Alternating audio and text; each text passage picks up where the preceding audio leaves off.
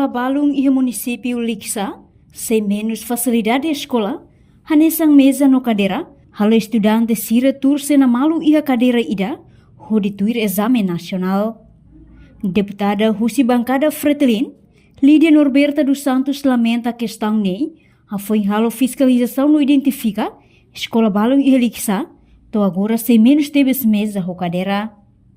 Portanto, situação ida nela dia, também estudante sira belare matéria exame bamalu, também nia parte husu Ministério da Educação precisa tal atenção para questão ne atula bela acontece tang futuro. Na entolo turia cadeira usa mesa ida det. Então itareka tak exame ne ladung dia também asa belden karte ida haber hare falda selungnya. Então ne preocupação ida ne bema ka sebele kari Ministério da Educação hare para tina onde bela acontece tang ida ne. Ida ne mos liga ba iha escola café sira. Escola café sira soro problema ida maka falta de professores. Foi exemplo concreto de ter município Lixa, professor será a lamentação ida que bote tebes tamba. E professor ida de tem que ocupar salas de aula mais do que 9 ou 10. Tamba de professores lá ia. Então, nós o Ministério da Educação para saber a economia né.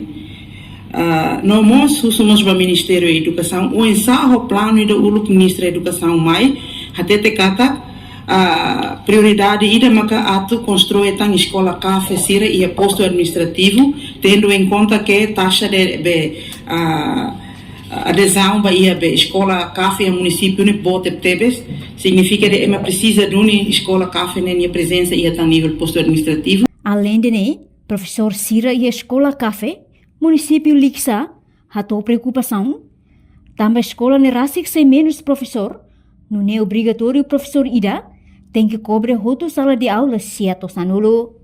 Reportagem Fifanya de Carvalho, Televisão Timor Post. Janela informação ba emo hoto. Atua tem informação atual dia clio. Kita haluha. Hane botão subscribe, like. Halo comentário no fahe tutang ba media sosial hoto.